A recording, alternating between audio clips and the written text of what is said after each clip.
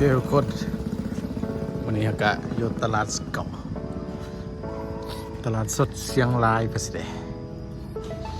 จะพาทุกคนไปโลกเก่าตามคำขอจดไป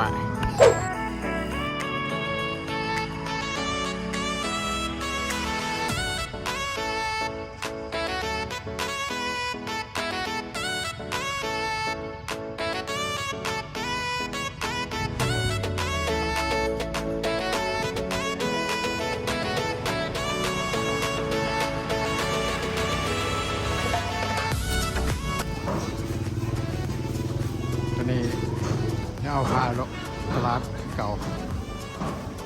ตลาดเชียงราย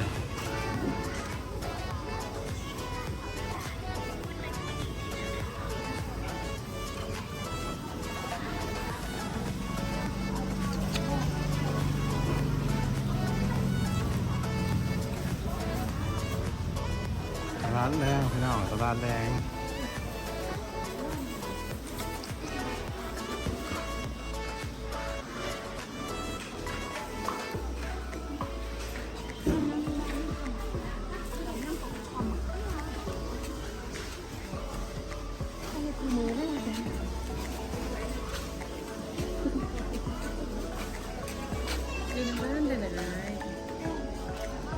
สิเพื่อ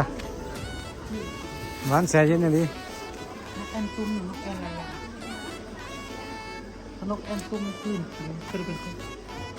มันแล้วนกแอนตุ้มมันจะเป็นพ่วงมันจะเป็นพ่วงเป็นเดียวบ้านมาแบบนี้เงินพ่อเราเข็มสิตายคืนเงี้ยงหรือไม่เงี้ยก็ได้อ๋อ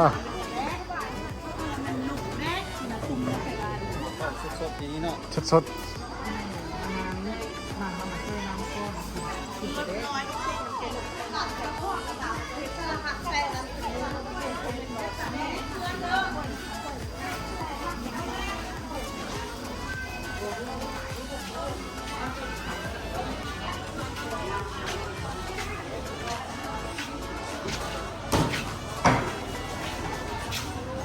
หน่อไม้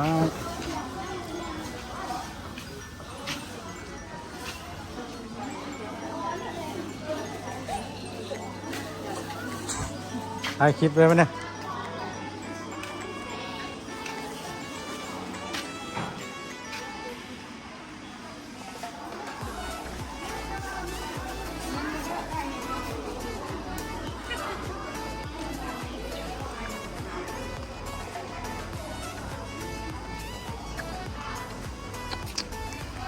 ตลาดเชียงรายพี่น้อง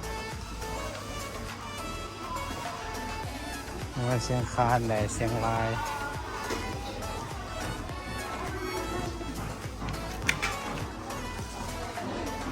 เสื้อส่วน